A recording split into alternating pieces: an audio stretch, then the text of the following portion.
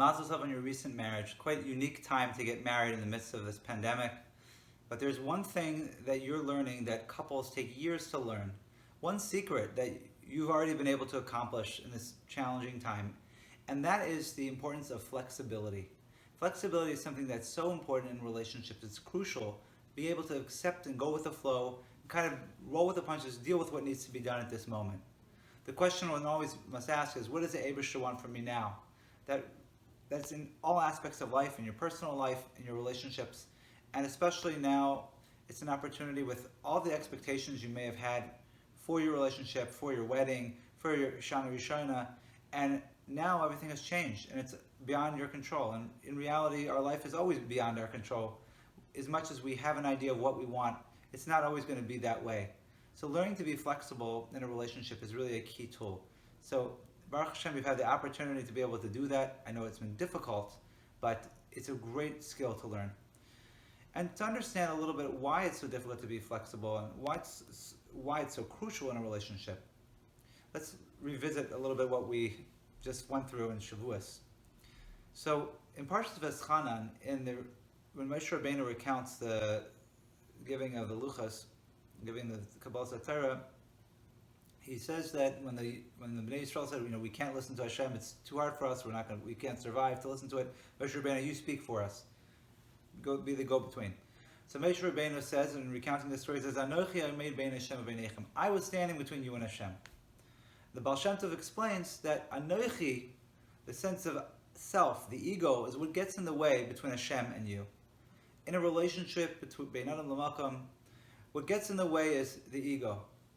The more you make space for Hashem, the less ego you have, the more of a relationship you have. The more ego, the less relationship. And not only does that apply to Bein Adam L'Makom, but I believe it also can apply to Bein Adam L'Chavero, and of course in our case, Bein Ish L'Ishta. Because in a relationship, it's about making space for the other. So the more self, the less other, and the less self, the more other. And that's really what we want to do, to create a space for a relationship. And part of that is being able to put yourself aside and not have things always go the way you want to, and not have your way be the only way. As we say, you can be right or you can be in a relationship. And this is essentially something that, working with couples, one of the most important things that I teach them, and specifically when they're learning how to communicate. When I work with couples learn something called the Imago Dialog process. And the Imago Dialog process is really an opportunity to enter the world of the other, to make space for the other, to put yourself aside, to kind of take away that anochi, and to make space for the other. And whether it could feel like it's a communication technique, but ultimately it's a vehicle for transformation, to be able to make that space, to be able to have that flexibility and to make space for someone else other than yourself. And it's a challenge because we all have our needs, and it's not that we need to be a doormat in a relationship and just kind of give up and do whatever the other person wants. It's important to be able to say what we need and have a conversation about it in a safe and connected way. But in terms of listening and being there for someone else, it's a crucial skill to be able to learn how to make space for someone else and to be present for someone else. And we do that through learning how to listen, and learning that listening is really other-focused. Listening is not about yourself or your anxiety about what the other person is sharing, but it's about focusing on what the other has to say. So a lot of times we think that we're being a good listener by, let's say, commiserating, like, oh yeah, I know what that was like, I went through that too, I had a hard time in my life. That's not truly listening, it's kind of coming from yourself. You're trying to help, but it's coming from your own anxiety of wanting to help the other person. Or another example would be, of course, trying to make things better, or kind of invalidate it, belittle it. It's not such a big deal, don't worry about it. That's also not really being there for the other person. It's uncomfortable for you to hear what they're saying, so you're trying to make it better. And then of course, if you're rebutting or inserting yourself and your own ideas or arguing what they're saying, then of course you're not really being in their world. So listening is really other focus, and one way to do that is by practicing mirroring. And what that means is one person shares and the other repeats back almost verbatim what they said.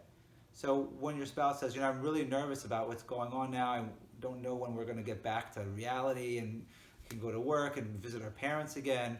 And there are a lot of different ways that you could respond to that. You could say, oh, don't worry about it, it'll get better, everything's okay, it'll be better soon enough, or however you want to answer that question. Instead, but really listening is just reflecting that back. So what I heard you say, you're really nervous about how things are going to progress in the future, whether things are going to get back to normal. Did I get you? Meaning, was that what you meant? And then is there more? Do you want to share more? And those words, without going through the whole dialogue process and teaching it to you, but just learning that, being able to mirror each other back. And of course, it's better if you're both listening this together, because sometimes it might be annoying if you feel, what are you repeating what I have to say? If you're both on board with it, it's great. But you can even paraphrase. The idea is that when you're listening, you're focusing on the other person. You're focusing on their words. And this is great because, first of all, it helps you really hear what they're saying. It helps you not misinterpret. A lot of conflict happens when one person shares something and the other person hears it a certain way, and then we respond based on what we heard, not what the other person said. So you're making sure the other person, really got what they had to say. Number two, you're making sure that they really feel heard and understood, and that's sometimes half the battle. Really, a lot of times people just want to vent. They want to feel heard. They don't want an answer. They just want to feel heard. And then finally, it helps you by mirroring back, not respond, and really be able to make the space, cross the bridge, eliminate the anochi, make that space for the other person. And that is the true way to be in a relationship, to be able to make that space. So again, just repeating back what I heard you say was, try to repeat without any interpretation, and then you can ask, did I get that right? Was that what you meant? And then do you want to tell me more about that? Is there more? Just inviting your spouse to be able to share more. So these are all ways to be able to create space for your spouse. And we know that the Gemara says in Saita that ish v'ish zacha shchina shur b'neihem, that if a man and woman are zacha, the shchina can dwell amidst them in the space between. And it's not even just if we're lucky that we married it, but zach is a lashon of zikuch. If they refine themselves, if they work on themselves and they work on the relationship and work on making space for another person, then they can have the hashrash shechina in the relationship, in that space between. And we should be zech as you start your relationship together, with the flexibility that you're already learning from this challenging time. It's Hashem, things should only get easier, and you should be able to have that spirit of flexibility and that spirit of making space for what Hashem wants from you and what your spouse wants in the relationship, and being able to have a joint relationship where you can work together and really feel a sense of connection. Mazel tov and mazel tov.